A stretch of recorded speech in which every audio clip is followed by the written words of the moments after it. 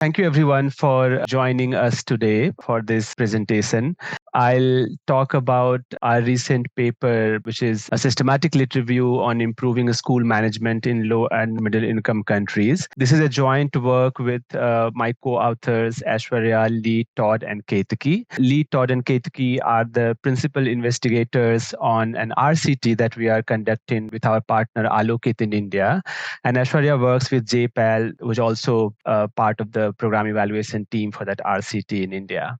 And before I talk about the research, I wanted to briefly introduce Global School Leaders. So we are an international nonprofit, very focused on improving school leadership in low and middle income countries. We work with partners in different countries. We provide them technical support to deliver programs for school leadership improvement.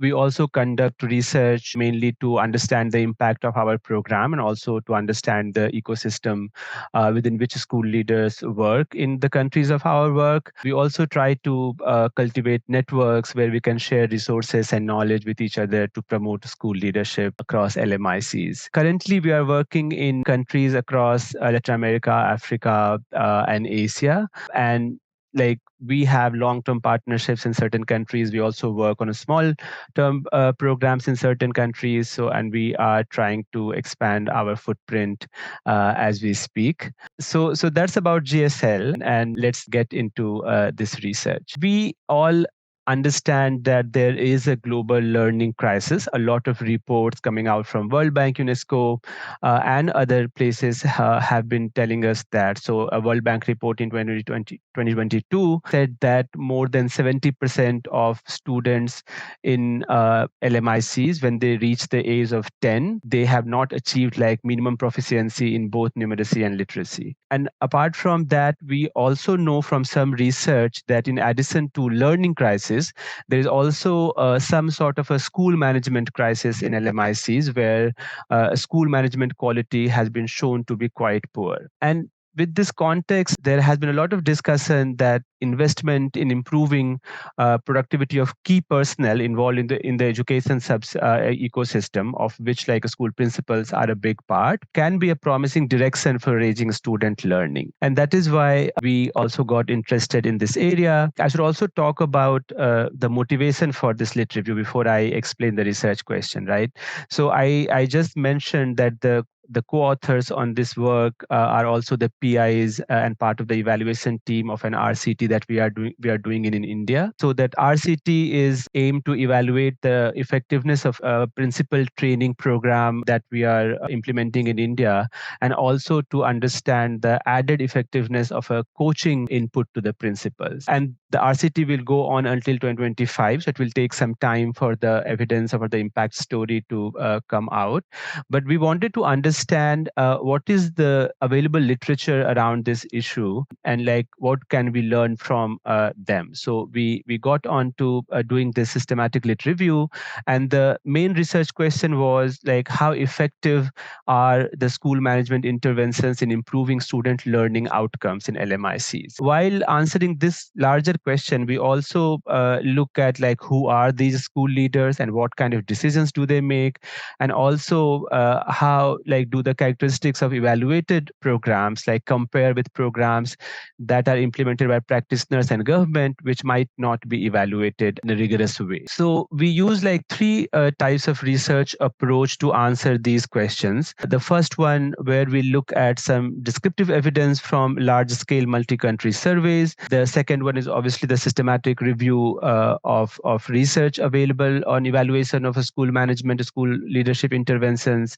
And third, we also collect some primary data to compare how the programs which have been evaluated and included in this study differ from programs which have not been rigorously evaluated. I'll talk more about the research activities that went into doing all this as I discuss the findings from each phase of the research. For the descriptive evidence, mainly to know who the school leaders are and what kind of decisions do they make, we looked at data coming out from several multi-country large-scale surveys like TIMSSS, PISA, and others. And that led to data from 11 like low-income countries, 37 middle-income countries, and 32 high-income countries.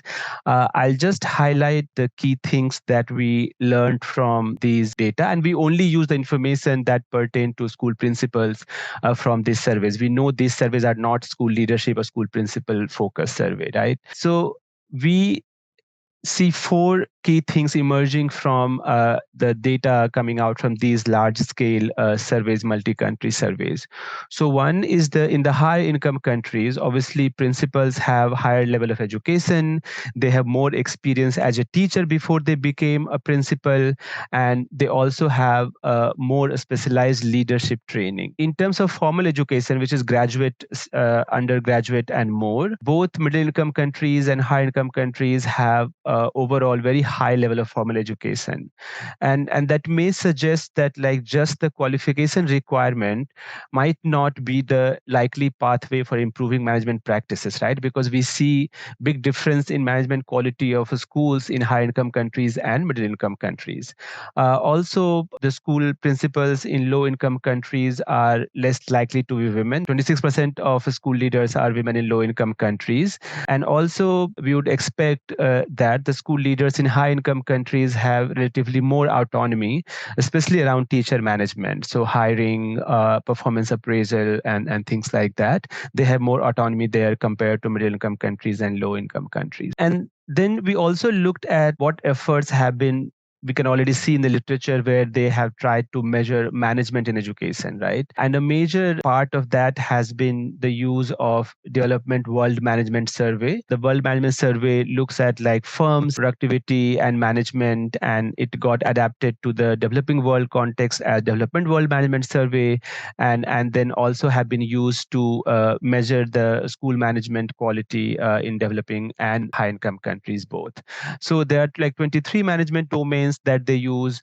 14 of them are in the operations, and then 9 of them are more around people management. Both Bloom and Lever papers, they find strong positive correlation between management practices and student learning outcomes. And another way to measure management in education has been the principal value added. I would say it is more focused on the high income countries, mainly in the US.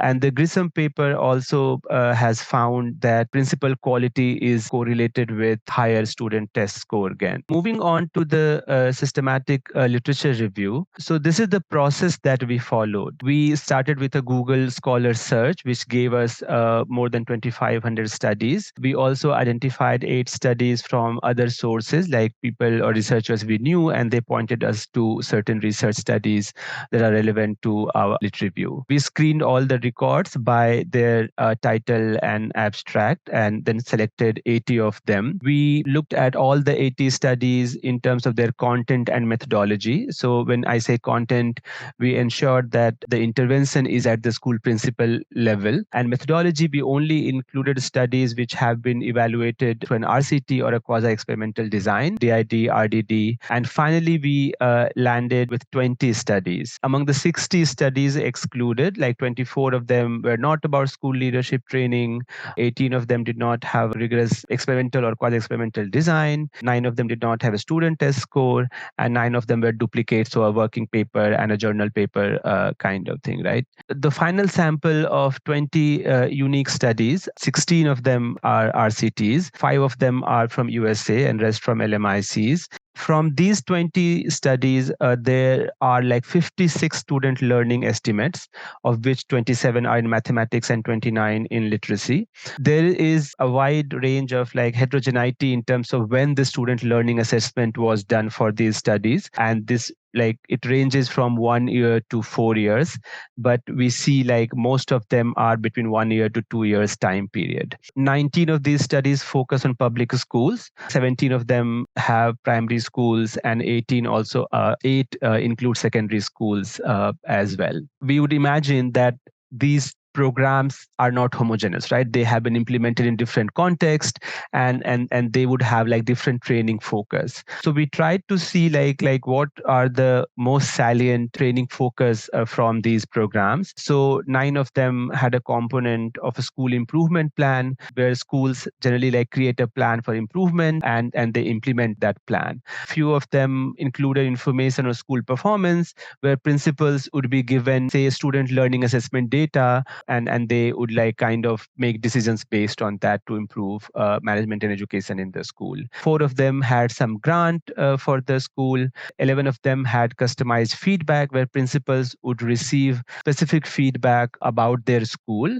It could be like in the form of coaching and technical assistance as well.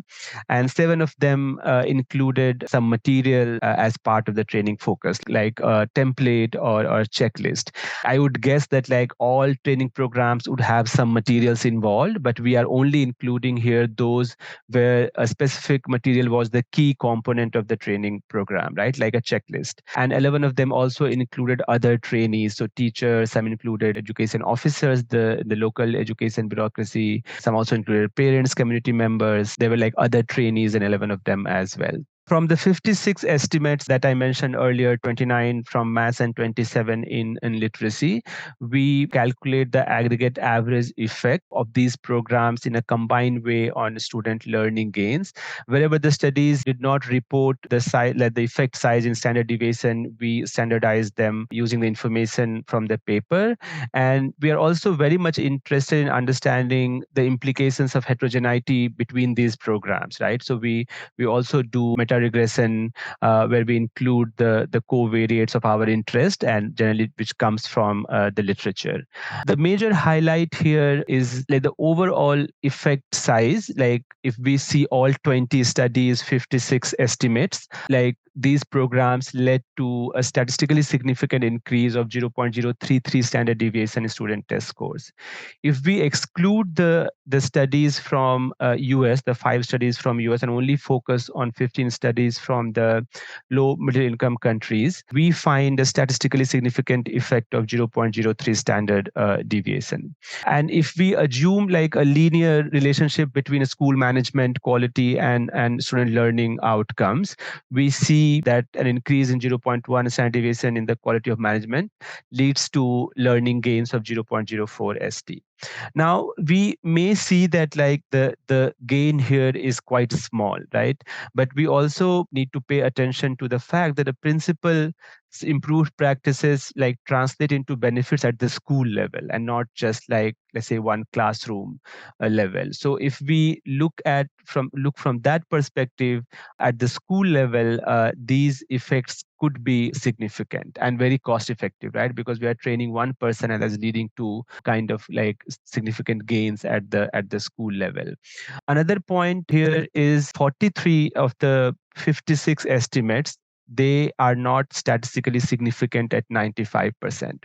What we saw as one of the major reasons for that is most of the studies are underpowered to detect that minimum impact at that level. And we think that might be one of the reasons why like 43 of these 56 estimates are not statistically significant. And coming back to the issue of heterogeneity, so we focus on 4 issues here in our analysis. So one is the program intensity in terms of like days of training. Second is the scale, how many schools were part of the program. Years, like how many years did they take to do the student assessment. And then per capita GDP of the country, because the resource setting also matters, right? I'll talk about the key highlights in the next slide based on this table here. In terms of program intensity, we do not see any correlation between program intensity and like gains in student learning. And it might be possible that an effective program like may not require more days of training for the program to be effective. I'll come back to the disclaimers, obviously, right? So, in terms of a scale, there is a general concern that interventions which are implemented at smaller scale, they can get delivered with higher intensity with like better monitoring and better resource allocation, and that may drive the impact, but this can't be replicated at large scale, right? But in our analysis, we again do not find evidence for this.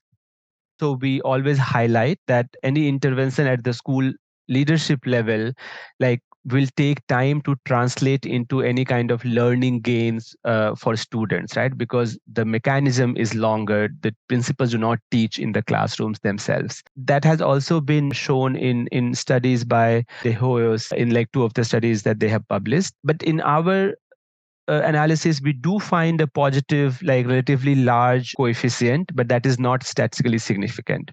But when we control for the other moderators here, like program intensity scale and GDP per capita, then that becomes statistically significant at 10%. Again, like in terms of GDP per capita, we do not find in our analysis statistically significant correlation. And the idea that in a low resource setting, it might be difficult to improve school management, at least like our analysis in a limited way does not support that argument. So again, these statements here are more correlational in nature, right? And also based on very few studies that are included in this one in our analysis. So we can't say these things with like greater level of certainty, but what it calls for is like more research in this direction, where we look at a specific design elements, program design elements, and their contribution to the impact of the program. Also, there could be a lot of confounding factors here. For example, a program that has been implemented for like more years,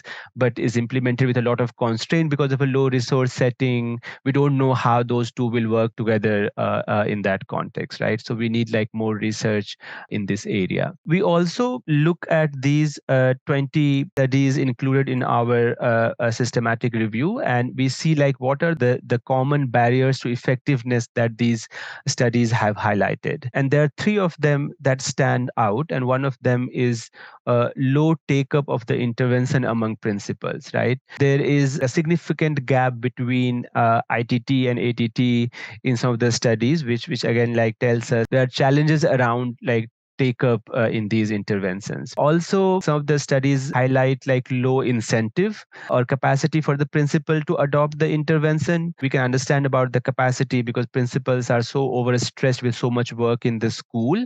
They might not have that much time to like adopt another intervention in their school, right? And they also might not have the incentive to do so.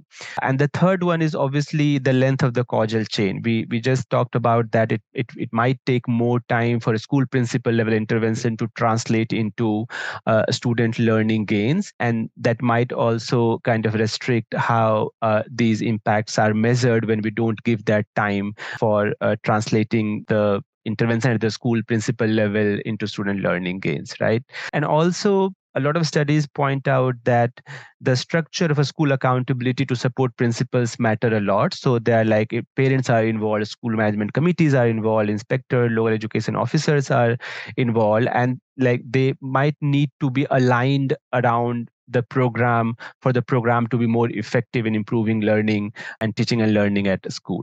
I am diverting a little here because we recently published our annual survey report on our annual survey of school leaders. And we also find in our survey, which had more than 3,000 respondents from around 14 countries, and we found that school leaders report high level of stress and difficulty in managing the school and conducting their responsibilities, and they also have like competing responsibilities to kind of invest more time into instructional leadership practices because they are so overworked with so many responsibilities in the school. When we look at in our survey in the GSL Pulse Survey Report 2023, I'll share the link after this presentation. We see that on average they spend only 20% of their time on curriculum and teaching related tasks, and 12% on co-curricular activities, and remaining 70% on administrative work and work around that. So financial management, managing community relationship and student relationship and all that. So principals are stretched given the amount of responsibilities they have in the school, and they would struggle in like adopting one more intervention coming out from a training program in the school. The third research approach that I talked about in the beginning was about the gaps in evidence base, right? So we wanted to see that, like, what are the differences in the program which are evaluated and included in our analysis, and some of the programs that have not been evaluated rigorously but have been implemented by NGOs and governments, right? So we use this instrument developed by Edelman and Lemos, which they have used to evaluate school level programs in Latin America. And we use GSL's network to identify some of these programs. We also used the list of government programs identified by Muralidharan and Singh in their paper. And we sent out a survey to 77 program managers and institutions which like implemented the program. Only 36 of them responded to our survey. So the response rate is quite low. But we see some interesting things here, right? So the total number of schools, obviously, the government programs will be more at scale. They have like these are the median values here in the table. So they have more number of schools and more number of principals also compared to the evaluated ones, which are included in our review. When we look at the duration, the NGO-led programs, they have quite more number of weeks than the evaluated ones and the government ones. The government one is quite low, and that also kind of tells us the ad hoc nature of like government-led training program in many cases in the LMIC context, right? So there has been a lot of difference in terms of the share of high quality practices. This is an interesting number for us. So we look at the DWMS management domains and see like how these programs respond to the domains identified by DWMS as like better management practices, right?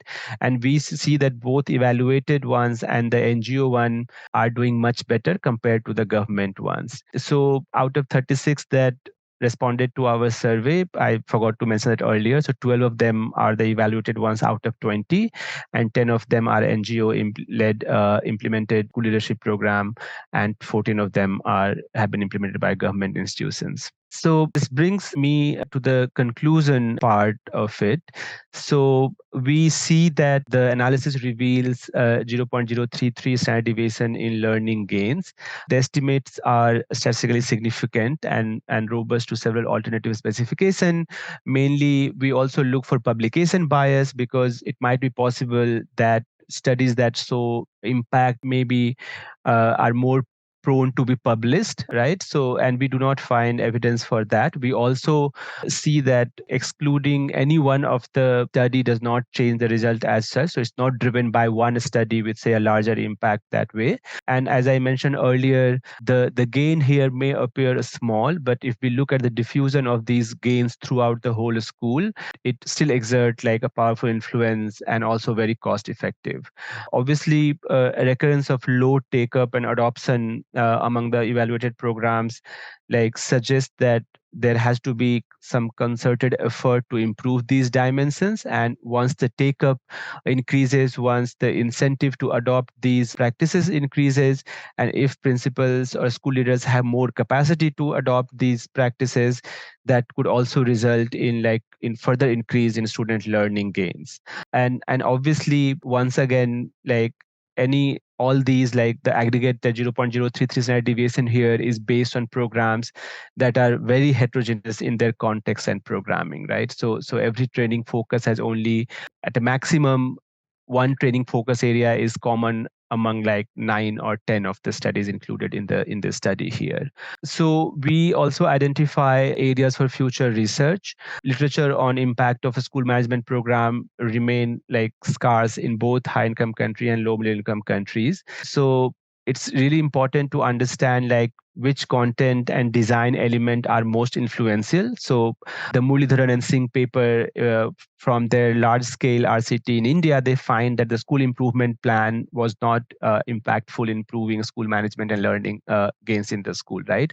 So similarly, we need to do more research in understanding which component of a school management, school leadership program works the best and is the most influential in improving student learning. We also need to understand the mechanism through which these training programs lead to gains in student learning outcomes. So an example would be that we train school principals in instruction leadership, and then they train teachers, so the teaching will improve in the school, and then that will lead to improvement in learning outcomes for students. And there could be other mechanisms as well, through improvement in school culture, possibly. There has been some research which underlines that a school management has the potential to improve a school culture. So there's also need to look beyond just learning outcome and test scores, and also look at social and emotional learning of students in a school as an impact of school management programs. And I also wanted to highlight some of the research that we are doing and that has the potential to fill some of the evidence gap that I just talked about. So as I mentioned, we are currently conducting an RCT in Telangana, India, where we are evaluating effectiveness of training workshop for school leaders, and then also looking at additional impact or additional effectiveness of coaching. So we are working with around 400 schools in Telangana.